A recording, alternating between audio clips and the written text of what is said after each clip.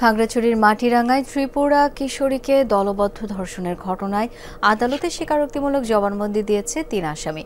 তবে মূল হোতা অপর আসামি এখনো ধরা পড়েনি। চাঞ্চল্যকর এই ঘটনা গুরুত্বের সাথে তদন্তের পাশাপাশি অপরজনকে ধরতে অভিযান চলছে বলে জানিয়েছে পুলিশ। ধর্ষণের ঘটনায় স্থানীয়দের মধ্যে ক্ষোভ ও চাঞ্চল্য সৃষ্টি হয়েছে।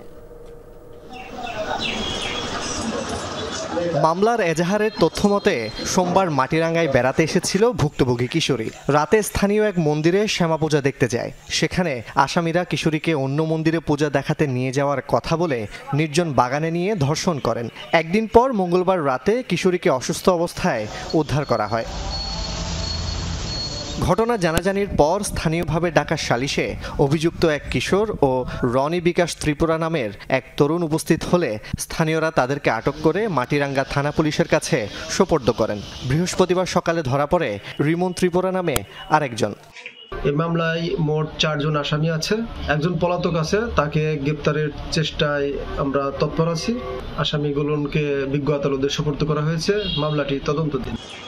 বৃহস্পতিবার সকালে খাগড়াছড়ির জুডিশিয়াল ম্যাজিস্ট্রেট আদালতে 164 ধারায় স্বীকারোক্তিমূলক জবানবন্দি দিয়েছে গ্রেফতার 3 আসামি। ভুক্তভোগী কিশোরীকে স্বাস্থ্য পরীক্ষার জন্য হাসপাতালে পাঠানো হয়েছে। সংঘবদ্ধ ধর্ষণের ঘটনা ঘটেছে এবং 4 জনের সঙ্গে জড়িত। যে ভিকটিম তাকে আমরা নিরাপত্তা প্লাস তার মেডিকেল রেকর্ডের জন্য আমরা হাসপাতালে ভর্তি করেছি, তার নিরাপত্তা নিশ্চিত করেছি। ঘটনার পরপরই কিশোরীর বড় বোন বাদী হয়ে 4 জনকে আসামি করে মামলা করেন। জুবাইদ ইবনে শাহাদাত, যমুনা নিউজ।